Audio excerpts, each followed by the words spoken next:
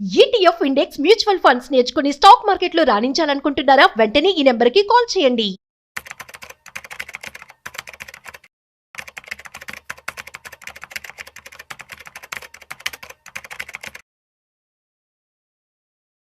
నమస్తే, welcome back to Suman TV. Present మనతో పాటు ఉన్నారు స్టాక్ మార్కెట్ అనలిస్ట్ సుందరామ్ రెడ్డి గారు. నమస్తే సార్. నమస్తే సార్, మీరు అంటూ ఉన్నారు సిల్వర్ తగ్గదు, అలానే పెరిగిపోతుందని చెప్పేసి. మరి ఇప్పుడు బంగారం కూడా అలానే ఉంది, 1,35,000 దాటేసింది. మరి 2026లో కూడా ఇలాగే ఉండబోతుందా? పొంగల్కి ఏమైనా తగ్గే ఛాన్సెస్ ఉన్నాయా అంటే?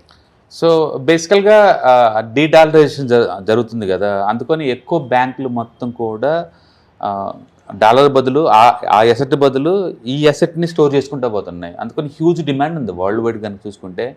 అండ్ రెండోది, సెంట్రల్ బ్యాంక్స్ కొంటున్నా కూడా ఇంత ముందులాగా ట్రాన్స్పరెన్స్గా రిపోర్ట్ చేయట్లా. ఫర్ ఎగ్జాంపుల్ చైనా ఉందనుకోండి, గోల్డ్మెన్ సాక్స్ రిపోర్ట్ ప్రకారం వాళ్ళు సెప్టెంబర్ మంత్లో వాళ్ళు అఫీషియల్గా కొన్నది 1.5 టన్స్ అంతే. బట్ రిపోర్ట్ చేయకుండా కొన్నది 12 టన్నులు. అంటే ఒక్కొక్కళ్ళు 10x దాచుకుని మరీ కొంటున్నారు. అంత హ్యూజ్ డిమాండ్ వస్తుంది వరల్డ్ వైడ్గా దానికి. అందుకని సెంట్రల్ బ్యాంక్స్ నుంచి కావచ్చు, ఇటు పబ్లిక్ దగ్గర నుంచి కావచ్చు, ఇన్వెస్ట్ నుంచి కావచ్చు, అండ్ అబ్నార్మల్ డిమాండ్ నడుస్తుంది. అందుకని మొదటి నుంచి మనం అంటూనే ఉన్నాం, సైకిల్ మారింది అండ్ గోల్డ్ అనేది ఇప్పుడు నుంచి యాక్టివ్ అసెట్ లాగా ఉంది అనేది. అందుకని మెజారిటీ సెంట్రల్ బ్యాంక్స్ అన్నీ కూడా వాళ్ళ దగ్గర రిజర్వ్ ఉన్న మనీ మొత్తాన్ని గోల్డ్ రూపంలో స్టోర్ చేసుకుంటూ పోతున్నారు. ఎందుకంటే వాళ్ళు క్లియర్గా అర్థమవుతుంది లాస్ట్ 4 years 5 years నుంచి గోల్డ్లో కనుక స్టోర్ చేస్తే వాళ్ళకి అసెట్ వాల్యూ 12 to 15% పెరుగుతుంది.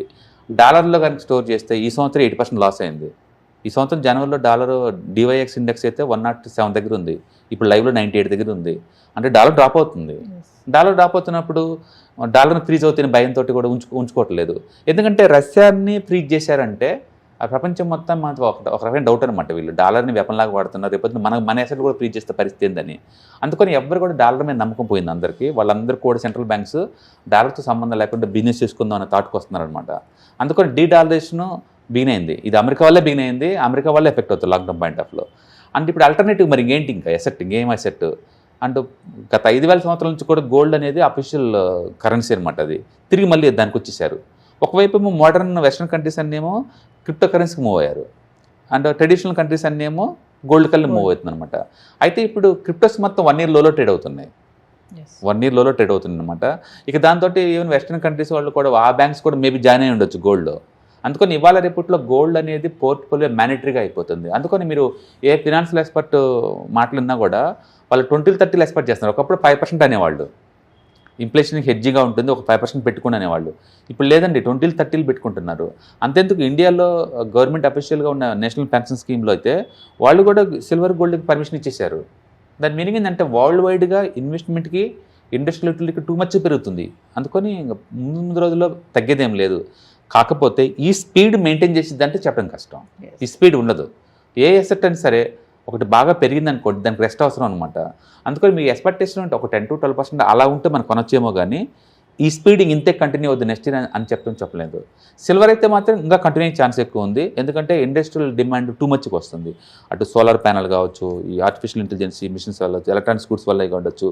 మొత్తానికైతే ఈ ఎలక్ట్రికల్ గూడ్స్ మ్యానుఫ్యాక్చరింగ్ పెరిగే కొద్దీ and silver usage industrial activity బాగా పెరుగుతుంది కాబట్టి అది కంటిన్యూ అయ్యే ఛాన్స్ ఎక్కువ ఉంది. ఏ వారం వారం లేదు, ఇక్కడ ఆగిపోద్ది అనుకుంటూనే ఉన్నామా, అది పోతూనే ఉంది. వారం మారిందంటే 5% ప్లస్ కనపడతా ఉంది. అండ్ టూ మచ్ డిమాండ్, అందులో డౌట్ లేదు. ఏంటంటే గోల్డ్ చూసుకుంటే 130లోనే ఫ్లక్చువేట్ అవుతుంది సార్, 35, 34, 36, అంతకంటే డౌన్ రావట్లేదు. మరి కొంతమంది 1,00,000 వరకు వచ్చి అయిపోద్దని చెప్తున్నారు. వస్తే గాడ్ గ్రేస్ బెటర్ అనమాట. ఎందుకంటే షాప్కి వెళ్ళి చూస్తే మనకు భయం వేస్తుంది. అందరూ ఇలా నిలబడిపోయి స్టాప్ అంతా లేదు, ఒక్క కస్టమర్స్ కూడా లేరు, ఒక్క గూడ్స్ కూడా అమ్మటం లేదు. చాలా పెయిన్గా ఉంది ఆ ఇండస్ట్రీ. నాకు తెలిసి నెక్స్ట్ 2-3 quarters చూసుకుంటే రిజల్ట్ వాళ్ళకి పెద్ద ఏం రావట్లేదు దానికి. అందుకని ఈ రేట్ల మీద కొనాలంటే ఎవరికైనా కొంచెం ఇదిగానే అనిపిస్తుంది. బట్ అదే టైంలో గుర్తుపెట్టుకోండి, ఇండియాలో గోల్డ్ ఇంపోర్ట్స్ ఆల్ టైమ్ హైలో ఉన్నాయి. ఇప్పుడు మనం ఇంపోర్ట్ చేసుకునే గోల్డ్ ఆల్మోస్ట్ 7 లక్షల కోట్ల వర్త్ గోల్డ్ మన వాళ్ళు కొంటున్నారంటే అది ఆయిల్ అండ్ గ్యాస్ లాగా. అంటే ఊహించుకోండి, టూ మచ్ కొంటున్నారు. యాక్చువల్ డాలర్ అంత రూపీ అంత వీక్ అవడానికి కారణం ఈ డాలర్ ఇంపోర్ట్స్, ఇది గోల్డ్ ఇంపోర్ట్సే. ఎందుకంటే ఆయిల్ అండ్ గ్యాస్ తప్పదు కాబట్టి మనం ఇంపోర్ట్ చేసుకుంటాం. అందులో మెజారిటీ 50% వరకు మనం రష్యా తోటి లేదా వేరే కంట్రీస్ తోటి లోకల్ కరెన్సీ టైప్స్ అయినాయి. అవి డాలర్ దాటి బయటే మనం ట్రేడ్ చేస్తున్నాం. బట్ స్టిల్ రూపాయి ఇంత వీక్ అవడానికి కారణం ఏంటంటే, ఒకటి FIIs ఇండియా నుంచి మనీ అంతా బయట తీసుకెళ్తున్నారు, అంటే లోపలికి ఏం రావట్లా. రెండోది మనోళ్ళు అమెరికాలో ఇన్వెస్ట్మెంట్స్ ఎక్కువైపోతున్నాయి, ఈ రూట్లో బయటకు వెళ్ళిపోతున్నాయి. అండ్ మూడోది గోల్డ్ ఇంపోర్ట్స్ ఎక్కువైపోతున్నాయి. ఈ మూడింటి వల్లే రూపీ అంతగా వీక్ అవుతుంది. అదర్వైజ్ ఎకానమీ వల్ల కాదు, ఎకానమీలో వచ్చిన వీక్నెస్ కాదు. చాలామంది డాలర్ స్ట్రాంగ్ అవుతుంది కాబట్టి మంది వీక్ అవుతుందేమో అనుకుంటున్నారు. లేదు, డాలర్ కూడా వీక్ అయింది ఈ సంవత్సరం, అది కూడా 8% దాకా వీక్ అయింది కదా. కాబట్టి డాలర్ ఇండెక్స్ వీక్ అవుతుంది, ఇండియన్ రూపీ వీక్ అవుతుంది అనమాట. ఎందుకు అంటే గోల్డ్ అనేది వన్ ఆఫ్ ది ఇంపోర్ట్స్ ఎక్కువ అవుతుంది కాబట్టి.